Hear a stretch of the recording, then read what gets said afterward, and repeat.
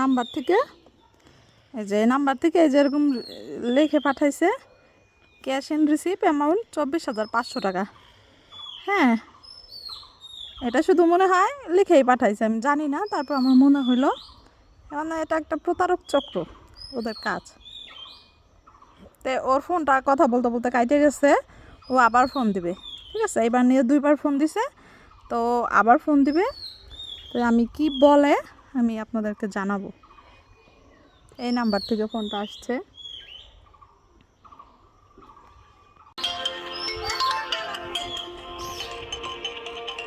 দেখেন প্রতারক চক্র ফোন দিয়েছে, কই দেখা যায় না তো নাম্বার।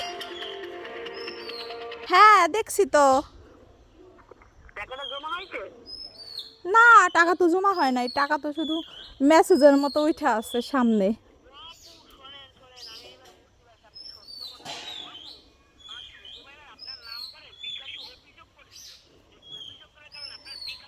বন্ধ করে রাখছে আর ওয়েটিং সার্ভিসের টাকাগুলো আটকে রাখছে। আপু অফিস থেকে কোনো সার্ভার ম্যাম কি ফোন দিয়েছিল? কি অফিস থেকে কি কোনো সার্ভার ম্যাম কি ফোন দিয়েছিল? না, কেউ তো ফোন ফোন দেয় নাই। আপু শোনেন, আপনার অ্যাকাউন্টটা বন্ধ করে রাখছেন, আমার টাকাগুলো জমা করে। আপু আমি অফিসে বলে দিচ্ছি। আপু আপনার বাসাটা কোথায়? আমার বাসা গোপালগঞ্জ। ও আপু যদি কোনো আপু হ্যাঁ আপু আপনার অ্যাকাউন্টে টাকা জমা হয়নি আর আমার ওয়েটিং সার্ভিসে কোনো টাকাগুলো আটকে রাখছে।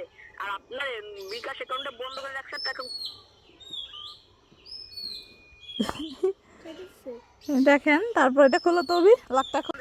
আপু হ্যাঁ বলেন।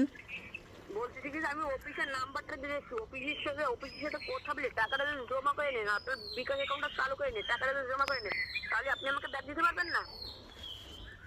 না, আমি তো আসলে এত কিছু ঝামেলা বুঝি না, আমি কিভাবে কি করব জানি না তো। মনে হয় টাকা আপু শোনেন, আপু অফিস থেকে বলে দিবেন যেমন যেমন করতে হবে সেম্বা করে।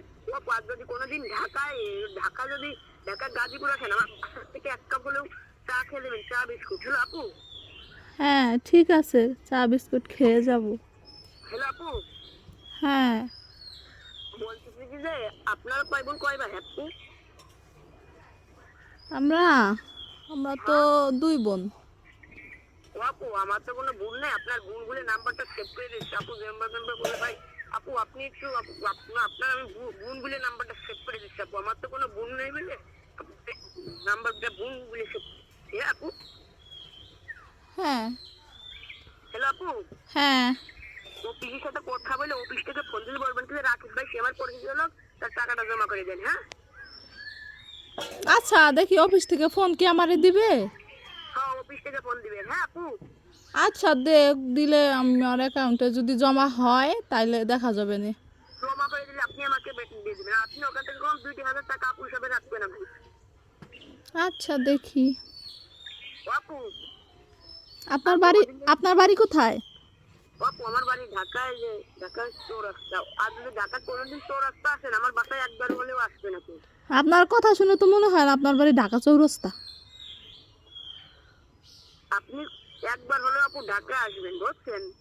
বুঝছেন, আমি তো বুঝছি, কিন্তু আপনার কথা শুনে তো মনে হচ্ছে না যে আপনার বাড়ি ঢাকা চৌরাস্তা। আপু শোনেন, আমি ঢাকার দোকান থাকি, বুঝছেন? ঢাকা আমার দোকান হয়, ফরিদপুর আমার বাড়ি, বুঝছেন আপু? ও, ফরিদপুর আপনার বাড়ি তাই? ঢাকা ভাড়া থাকি, বুঝছেন? হুম। আচ্ছা আপু, আমি আমার তো কোনো বিকাশ অ্যাকাউন্ট নাই এখন, কোথায় কি জমা হবে? পিন নাম্বার টাম্বারও তো নাই, আমি এখন কিভাবে কি? আপু শোনেন, আপনার পিন নাম্বার করে দিবে, তাই তো? পিন নাম্বার মনে নেই? আমার তো অ্যাকাউন্টই নাই, পিন নাম্বার মনে থাকবে কেমনে? ওই বিকাশ অ্যাকাউন্ট খুলে দেবে। বিকাশ অ্যাকাউন্ট খুলে দেবে। হ্যাঁ আমি অফিসে বলে দিচ্ছি। হ্যাঁ আচ্ছা ঠিক আছে। আসসালামু আলাইকুম। ওয়ালাইকুম সালাম। নাম্বার বলুক মা।